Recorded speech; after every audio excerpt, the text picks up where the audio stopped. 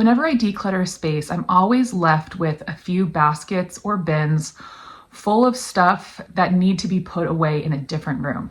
I started using baskets to help keep me focused and on task because usually when I go into another room, I can easily get distracted on another project. But over time, I've noticed something about this system of mine. When these put away later baskets don't get dealt with, they stop being physical clutter and they start becoming mental clutter. They're out of sight, but they're definitely not out of mind. Just knowing that those baskets exist and I left a task undone, that takes up far more mental space than I think I realize. Sometimes it feels like I'm just moving piles from one room to another in my house. And in a way that's kind of true, at least temporarily, but it's not necessarily the piles themselves that create the mental clutter. It's just knowing that the task is incomplete. Hi, I'm Megan, and welcome back to Moments That Matter.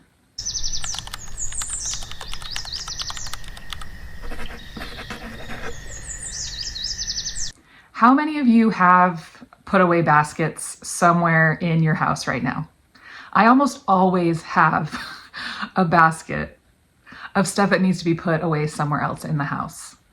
When those put away baskets sit for too long, they just end up taking up mental space for far longer than they need to. As much as I want to believe that I don't stress about those put away baskets, I really do keep thinking about them until they are put away.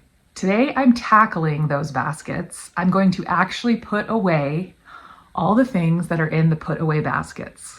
And I'm going to share with you what I've learned about why finishing this step matters so much. So come with me. Let's go put away all that stuff. I start in a way that probably feels familiar by now. I lay everything out so I can see it all at once. I sort all the items by room, letting go of anything we no longer need along the way and throwing things away that are broken or garbage. Once everything is sorted, I move room by room and put things away without starting new projects. If something doesn't have a place, I make a note of it for later. My only goal right now is completion, and it feels so good when those baskets are empty and another task is finished.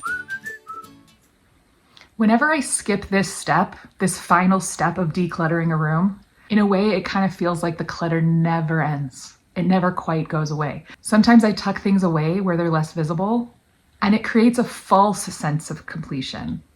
Yes, that room is complete and decluttered and tidy and nice and peaceful. But if I'm being honest with myself, I'm not actually done until those things in that basket actually get put away in their home somewhere else in the house. And if they don't have a home, if that's the problem, if that's why they're staying in that basket forever, then I need to just get rid of it. There's no reason for me to hang on to this stuff and keep moving it from room to room, from basket to basket, if it doesn't have a place in my house. I really don't like that feeling of having something incomplete. Even when I try and convince myself it doesn't bother me, it really does. It makes it hard for my mind to fully rest. Last week, we talked about how outdated systems can be the cause of clutter piling up. Another cause is skipping this last step, not fully finishing what we've started and leaving those things to put away baskets not put away. The biggest sense of relief comes from finally putting away those last things where they belong. So go find that hidden basket or that hidden pile or that closet stuffed with stuff that doesn't belong in that closet and take 10 minutes, set the timer, and see how many of those things you can put away before the timer stops. I promise you, you will feel better at the end. Thanks for being here with me today. I'll see you next week. Thanks for watching and making time with me to capture the moments that matter. If you liked this video, think about subscribing and joining me next time. We can be friends.